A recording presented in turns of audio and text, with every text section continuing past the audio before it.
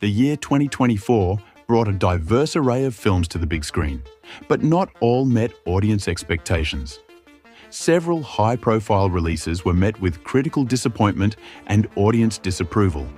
From lackluster adaptations to sequels that failed to capture the magic of their predecessors, these films left viewers underwhelmed. In this overview, we highlight the top 10 most criticized movies of 2024, examining the reasons behind their unfavorable receptions. Before we begin, make sure to hit the subscribe button for more videos like this. So, the 10th worst movie of 2024 on our list is Reagan. Biopics often generate Oscar buzz when done well, but this portrayal of Ronald Reagan misses the mark. Rather than embracing the complexities and flaws that defined the former president, Reagan opts for a sanitized, overly idealized depiction. This one-dimensional hero worship strips the film of any real depth, resulting in a shallow narrative that feels oddly rushed despite its prolonged stint in development. Dennis Quaid delivers a commendable effort in capturing Reagan's charm and eloquence, but even his performance can't overcome the shortcomings of the script. While fans of Reagan may appreciate this polished portrayal, those seeking a thoughtful and nuanced exploration of history will be left disappointed. And the 9th worst movie of 2024 on our list is Rebel Moon, Part 2, The Scargiver. Zack Snyder, once praised for his daring cinematic vision, has seen his signature style lose its spark, culminating in the disjointed disaster that is the Rebel Moon saga. While the first film had its moments, the 2024 sequel crossed a line it couldn't recover from. It was dull. The cast seemed disengaged, the exposition-heavy dialogue was grating, and the experience felt like a chore. Even the director's cut, though marginally better, couldn't fully salvage the film. If your movies need post-release fixes to work, it's time to re-evaluate your process. Laden with excessive slow motion, uninspired writing, and over-the-top violence, this sci-fi epic may have plenty of destruction, but it's completely void of soul. And on number 8, we have The Crow. The 1994 classic The Crow left a lasting legacy, despite the tragic on-set death of Brandon Lee, setting a high bar for any attempt at a reboot. Unfortunately, this new version falls far short. Even with the talented Bill Skarsgård in the lead, the film lacks the spark needed to justify its revival, feeling lifeless from the start. The emotional weight of the original is entirely absent, and the pairing of Skarsgård with FKA Twigs suffers from a glaring lack of chemistry. While there are a few intriguing stylistic touches, there's nothing compelling enough to make this version stand out. In the end, The Crow would have been better left undisturbed.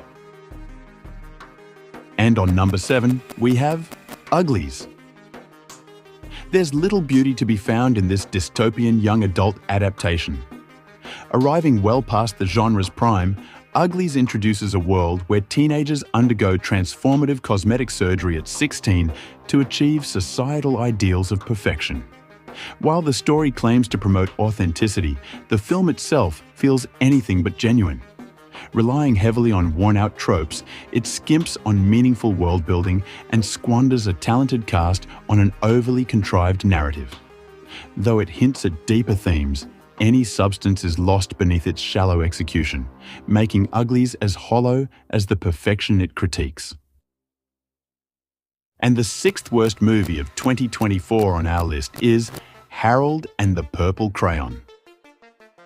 This 2024 blend of live action and animation takes the beloved 1955 children's book in a strange direction, transforming Harold into an adult, played by Zachary Levi.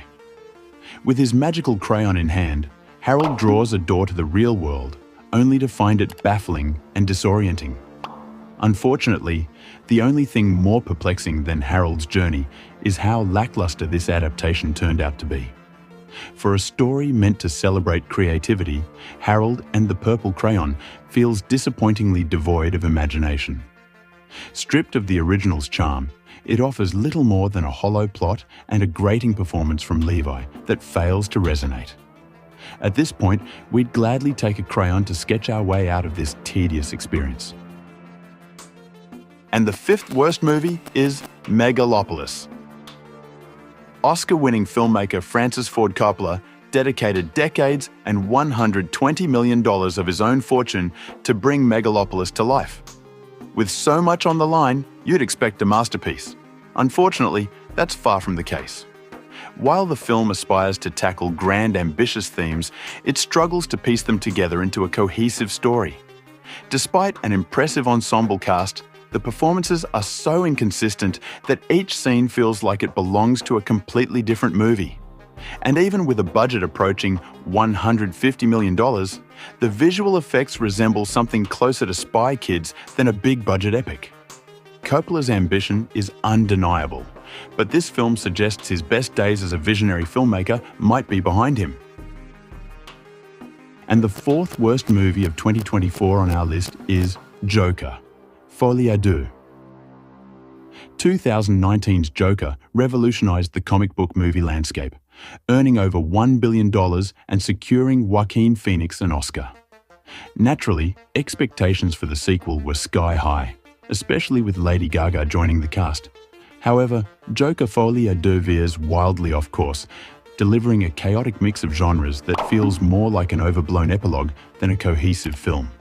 Instead of expanding on the original's brilliance, Todd Phillips crams a courtroom drama, jukebox musical, twisted romance, and social satire into one bloated script. The result is a film that buckles under its own ambition. Fans were left fuming. The studio suffered significant losses, but perhaps the silver lining is this: a cautionary tale against lazy, overindulgent sequels. And the third worst movie of 2024 on our list is Argylle. Some ideas sound great in theory, but fall apart in execution, and Argylle is a prime example. The film follows a reclusive author who discovers her fictional spy novel mirrors an actual covert operation, a clever premise made even more promising with Kingsman director Matthew Vaughn at the helm. Unfortunately, instead of delivering a sharp spoof of the spy genre, Argylle stumbles over its own attempts at humour, becoming the very thing it tries to parody. Vaughn's signature flair turns excessive here, as every overblown twist and exaggerated trope drags the film deeper into chaos. By the time the credits roll, the only thing this caper successfully hijacks is your time, and perhaps your patience. And on number 2, we have Madame Web. Before it even hit theaters, Madame Web became a cultural joke thanks to its ridiculous trailer. Yet somehow, the finished film manages to be even worse. The story follows Cassie Webb, a clairvoyant tasked with protecting 3 young women from a villain intent on exploiting their powers.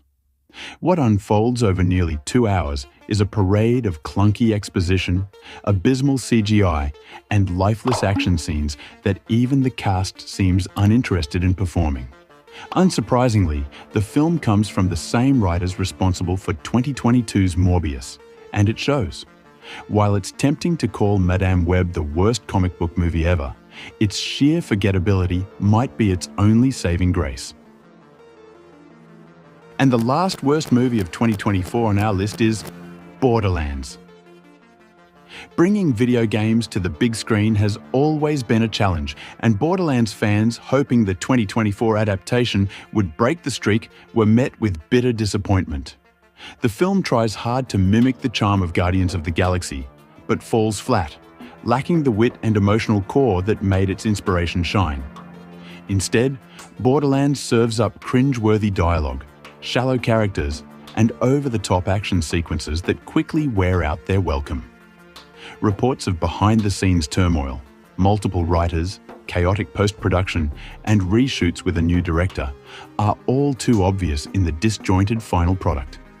With a cast packed with Oscar-winning stars, one has to wonder if any of them bothered to read the script before signing on. What was the worst movie you saw this year? Share your picks in the comments below. Just don't count on us watching them.